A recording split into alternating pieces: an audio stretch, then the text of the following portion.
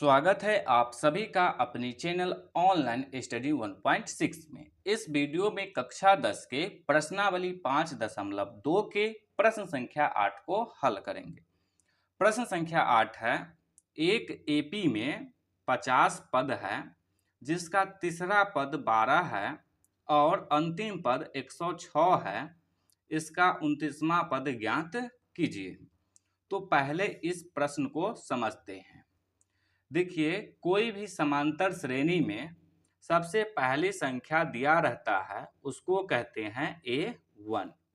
इसके बाद जो संख्या दिया रहता है उसको कहते हैं दूसरा पद यानी कि A2। इसके बाद जो संख्या रहता है उसको कहते हैं तीसरा पद यानी कि A3। तो ये जो समांतर श्रेणी है ये इसी तरह से बढ़ते बढ़ते पहुंच जाता है अंतिम पद पे और अंतिम पद को लिखते हैं AN से।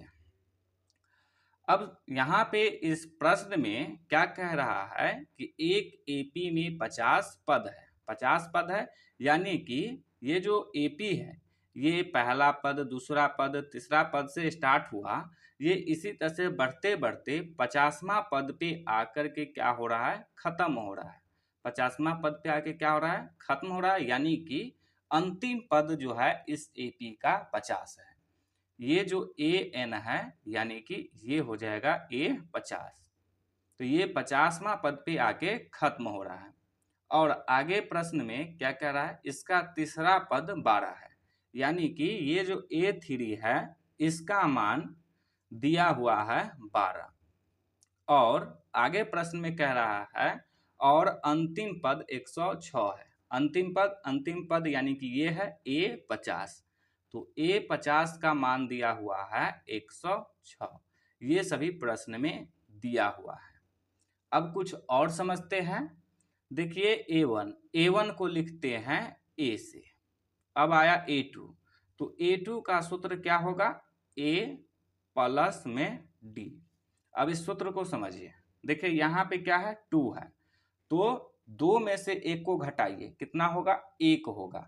1 को D से गुना कीजिए, क्या हो जाएगा, D ही होगा। तो A में D को जोड़ दिए हैं। उसी प्रकार से अब है A3।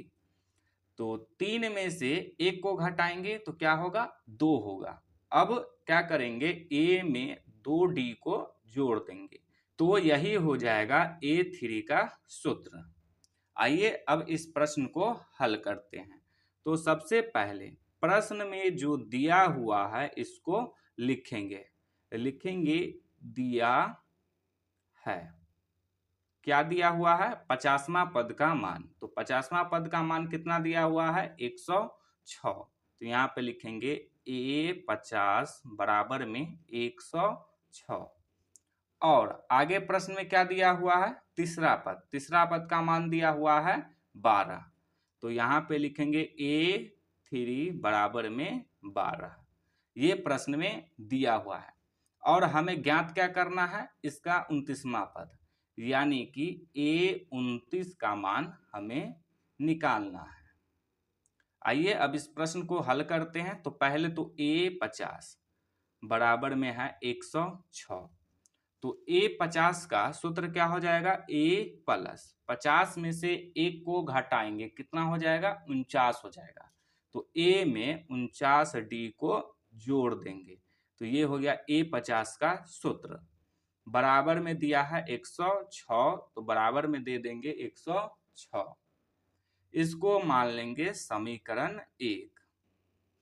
अब आगे किसका मान दिया है, A3 का।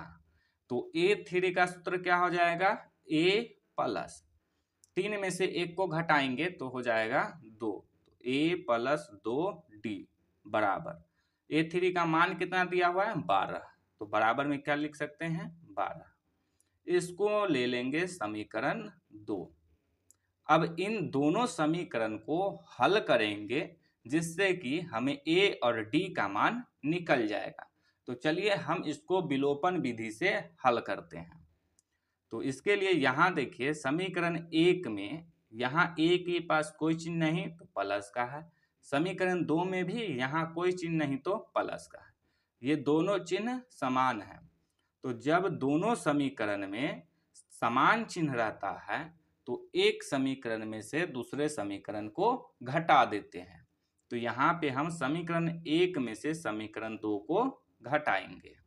और आप सभी लोग जानते हैं कि जब भी एक समीकरण में से दूसरे समीकरण को घटाते हैं तो चिन्ह उसका बदल जाता है। तो ये समीकरण 2 है, ये प्लस में है तो हो जाएगा माइनस में, ये प्लस में तो हो जाएगा माइनस में, ये प्लस में तो हो जाएगा माइनस में। अब a में से a को घटाएंगे तो 0 बचेगा, यानी कि ये दोनों कट जाएगा। अब 49d में से 2d को घटाएंगे तो क्या बचेगा, 47d बराबर। अब 106 में से 12 को घटाएंगे तो देखिए 6 में से 2 को घटाएंगे आ जाएगा 4। इस 0 में से 1 नहीं घटेगा तो यहाँ से हासिल लेंगे, हो जाएगा 10।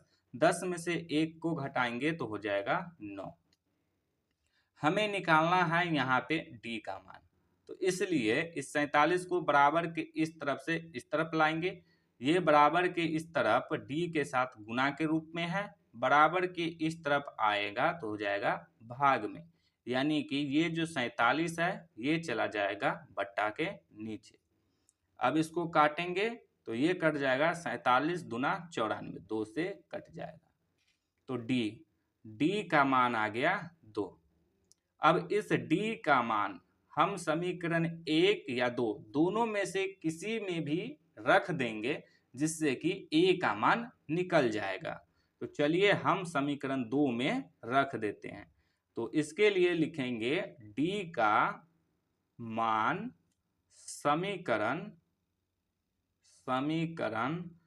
2 में रखने पर, समीकरण 2 है a प्लस 2d बराबर में 12, तो यहाँ पे रखेंगे a प्लस 2d बराबर में 12। अब d का मान रखेंगे तो ये हो जाएगा a प्लस 2, इस बीच में कोई चीज नहीं तो गुना का, d का मान है 2 तो यहाँ पे रखेंगे 2 बराबर में 12। अब इसको हल करेंगे तो ये हो जाएगा a प्लस 2 दूना 4 बराबर में 12। a का मान निकालना है, 4 को बराबर के इस तरफ लाएंगे, इस तरफ है प्लस में, इधर आके हो जाएगा माइनस में, तो ये हो जाएगा a बराबर 12 माइनस 4। अब 12 में से 4 को घटाएंगे तो हो जाएगा 8, तो a का मान निकल गया 8 और d का मान आया है 2। तो अब हम 29वां पद का मान निकाल सकते हैं, यानी कि a29 का मान क्या हो जाएगा। तो पहले तो a29 का सूत्र लिखेंगे, तो a29 का सूत्र हो जाएगा a प्लस 29 में से 1 को घटाएंगे तो हो जाएगा 28, d है तो d। तो क्या हो जाएगा इसका सूत्र, a प्लस में 28d। अब सभी का मान रखेंगे तो a का मान कितना आया है 8, तो यहाँ पे रखेंगे 8 प्लस 28, इस बीच में कोई चीज नहीं तो गुना का, d का मान आया है 2 तो d के स्थान पे रख देंगे 2। अब इसको हल कर देंगे तो a29 बराबर 8 प्लस 28 को 2 से गुना करेंगे तो हो जाएगा 56। a29 बराबर 8 और 56 को जोड़ेंगे तो हो जाएगा ये 64, तो a29 का मान आ गया 64। तो इस प्रश्न में हमें 29वां पद का मान ज्ञात करना था, तो 29वां पद का मान आ गया 64, तो यही हो जाएगा इसका आंसर। तो उम्मीद है कि आप लोगों को ये प्रश्न समझ में आया है। यदि समझ में आया है तो इस वीडियो को लाइक कर दीजिए और चैनल को सब्सक्राइब जरूर कर दीजिए।